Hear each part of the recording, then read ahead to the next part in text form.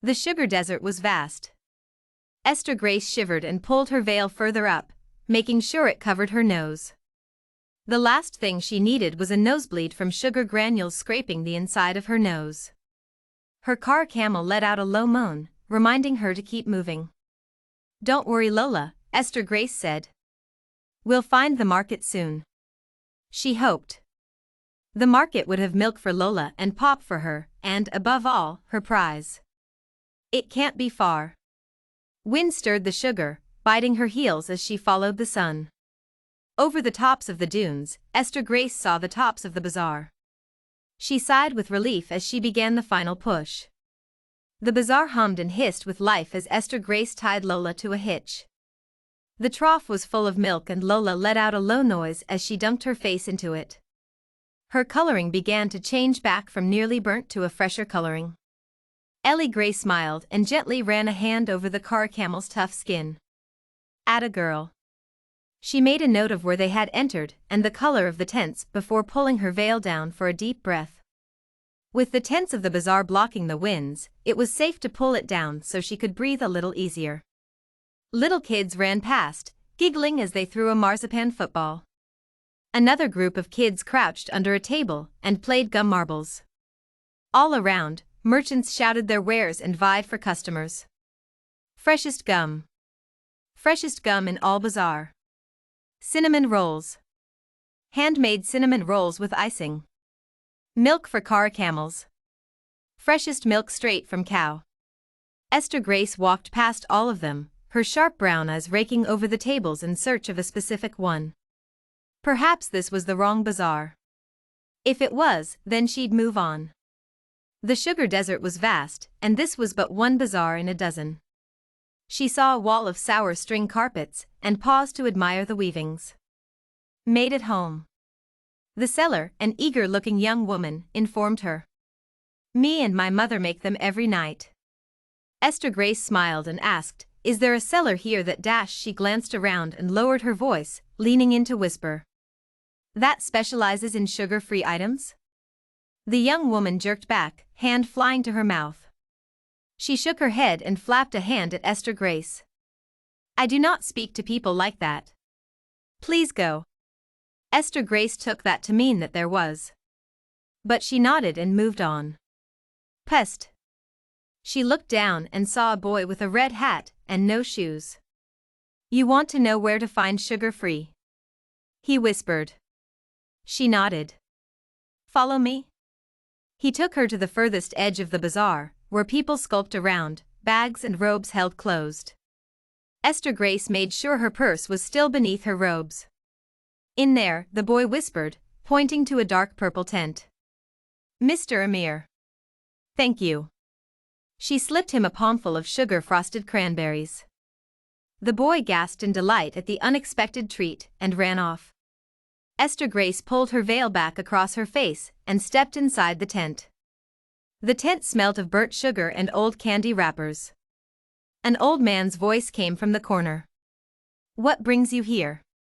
he asked, a candle flickering to life. "Into the tent of sugar-free?" "I'm looking for something." Esther Grace glanced at the chests in the corner. She saw a twinkle of something blue gliding off the weak candlelight. She returned her gaze to the seller. "The dragon's beard." The old man wheezed a laugh. "You look for the dragon's beard and you come to a seller of sugar-free?" He nearly fell over from laughing. "You must be truly desperate." "No.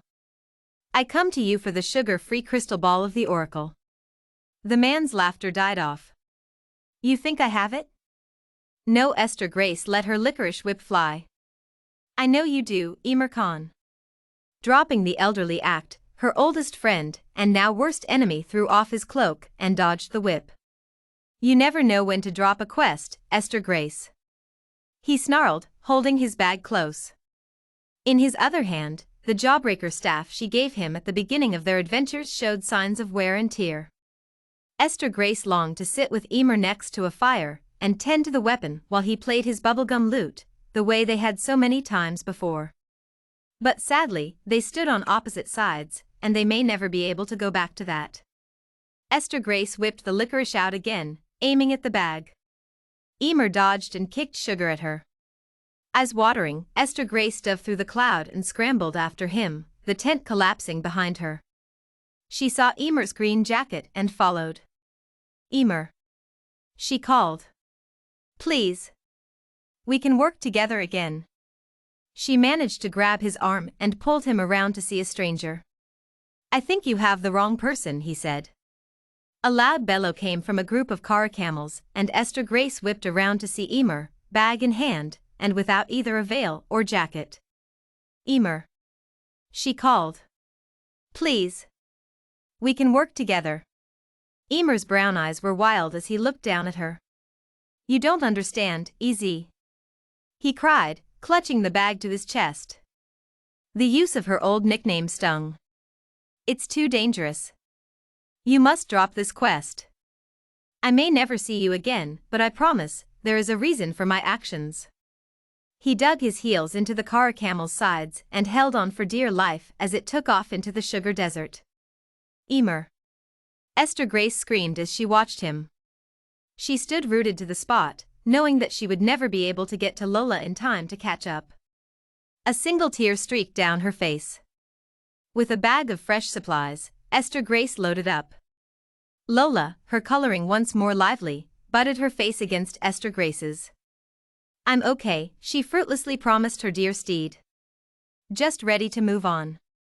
She pulled her veil up and climbed into the saddle, preparing to head in the direction she had seen Emer running in. "Wait." The young woman from the sour string stall ran up. "Here." She held up a bag. "For luck," she said. "My mother has told me of the dragon's beard since I was a child. If you are truly in search of it, then you will need all the luck you can get." Esther Grace leaned down and opened her satchel for the young woman to drop it in.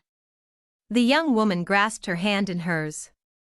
Esther Grace could feel the bumps and calluses of a lifetime of weaving in her palms. "Be safe," she pleaded. "I'll do my best." The young woman stopped back and did her best to smile. "I will pray for you." Esther Grace smiled and straightened up, gently nudging Lola into a trot. The sugar desert was vast. But eventually, she would catch up with Emer, she would convince him to rejoin her, and together, they would finally find the dragon's beard. The end.